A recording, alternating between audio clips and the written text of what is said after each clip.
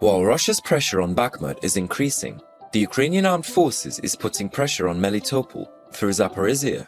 Especially in Melitopol, there is a serious partisan activity. The basis of the recent operations of the Ukrainian armed forces comes from partisan movements. While similar movements are seen on the Bakhmut front, Melitopol and Kherson seem to be the center of partisan mobilization at the moment. Today's news, we know that the Russians carried out an attack yesterday along the streets of Sotneva and Tinista. There is indeed fighting going on here, which is not surprising because, as we said before, this is where the Ukrainians set up their defensive lines. However, it is seen that the Ukrainian armed forces has a solid and strategic defense in the tactical areas.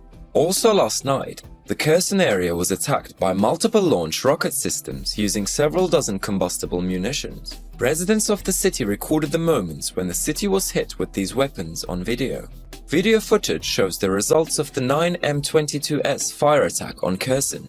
Judging by the lower ammo count, the attack was carried out using about 24 incendiary rockets. According to the footage, most of the incendiary sub-bombs landed outside residential buildings in the area. While it was reported that casualties were avoided, information about possible destruction was not specified. Just like Kherson, the Russians left themselves to the wild flames in Melitopol yesterday. The latest shock shows us all that one of the critical areas of the Russian army caught fire in the explosion.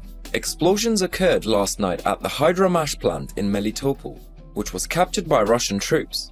Melitopol Mayor Ivan Fedorov shared this explosion on social media.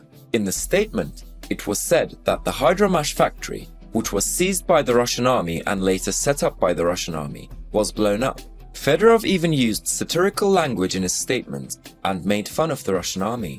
Fedorov said, "The occupiers smoked so strongly that the noise lasted for several hours. The blast wave broke the windows of the neighboring houses, and even in the morning, clouds of smoke rose above the factory." According to local residents, several powerful explosions shook the city after midnight last night. It was reported that the first explosion was extremely powerful, followed by another violent explosion.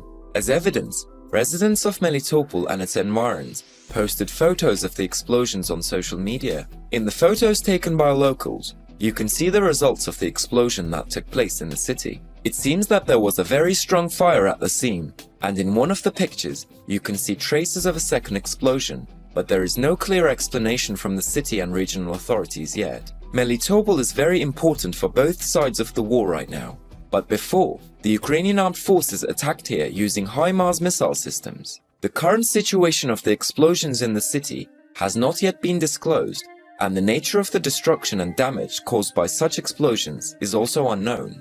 Melitopol will be another point that will unlock this war after Kherson, because we know that the door of Crimea, which is considered the heart of the war, passes through Kherson and Melitopol. This lock has been partially unlocked by Kherson. If it is broken now in Melitopol, it will mean that the Russian army is completely destroyed in the Crimea. We see that the lines of defense of Ukraine stretches along the residential zone and industrial zones. Although the news from the southern regions of Ukraine indicated that there were great conflicts, this situation still did not change. While all these attacks continue, it is also reported that Russian forces continue to deplete their missile arsenal, but will continue to threaten Ukraine's critical infrastructure and civilians on a large scale in the near future.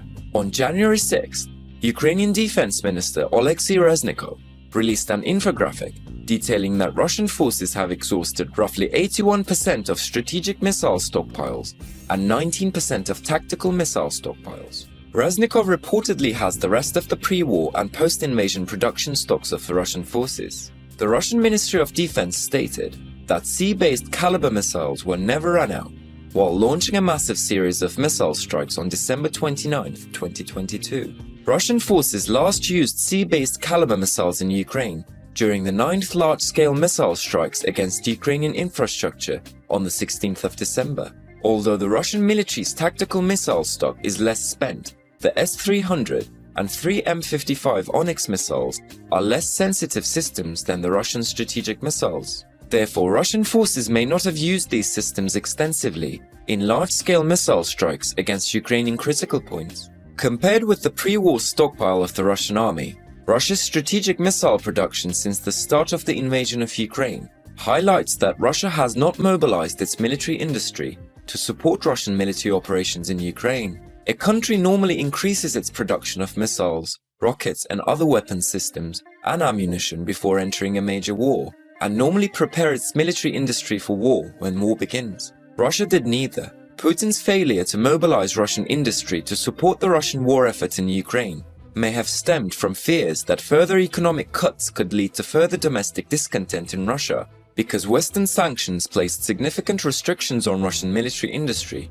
or due to the natural limitations of Russian industry and military industry, or some combination of these two factors. The current level of Russian military depletion of strategic missile systems may limit how often and on what scale Russian forces will launch large-scale missile strikes in Ukraine in the future. But Russian forces will be able to continue large-scale operations against Ukrainian infrastructure in the near future, and this threatens the lives of Ukrainian civilians. But whether they can stop the operations of the Ukrainian armed forces is unknown. Considering the progress of the war, the Russian army's attack on Ukrainian infrastructures does not undermine the operational strength of the Ukrainian armed forces. NATO has issued a critical latest status update regarding the war. NATO Secretary General Jens Stoltenberg, referring to the war with Russia and Ukraine, stated that weapons are actually the way to peace. Stoltenberg emphasized that if oppression and tyranny defeat freedom and democracy, lasting peace will not be possible. NATO Secretary General Stoltenberg attended the Society and Defense Conference held in Sälen, Sweden. In his speech, Stoltenberg announced that he last attended the conference in 2018, stating that Sweden and Finland are on the way to join NATO. Stoltenberg reminded that Russia committed atrocities in Grozny, invaded Georgia, and bombed Aleppo. NATO Secretary General also stated that the war in Ukraine started with Russia's annexation of Crimea in 2014, not in February last year. We know that after Russia's invasion of Ukraine, NATO achieved its defense plans and increased the alert level and number of its forces. But we are also aware that all this is not enough to turn the course of the Ukrainian war in favor of the Kiev army.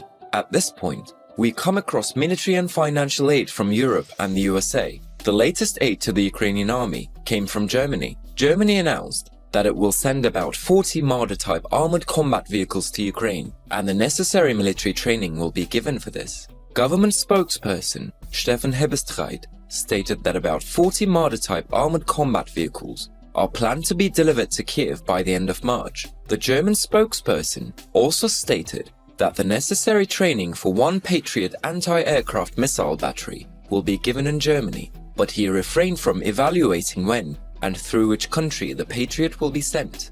German Chancellor Olaf Scholz and US President Joe Biden announced in a joint written statement yesterday that they decided to send armored combat vehicles and Patriots to Ukraine. French President Emmanuel Macron also announced yesterday that his country will send light tanks to Ukraine. The arrival of such military aid in Ukraine is one of the most important factors in changing the course of the war. We hope that these aids will reach the Kiev army in time. Thank you for watching us.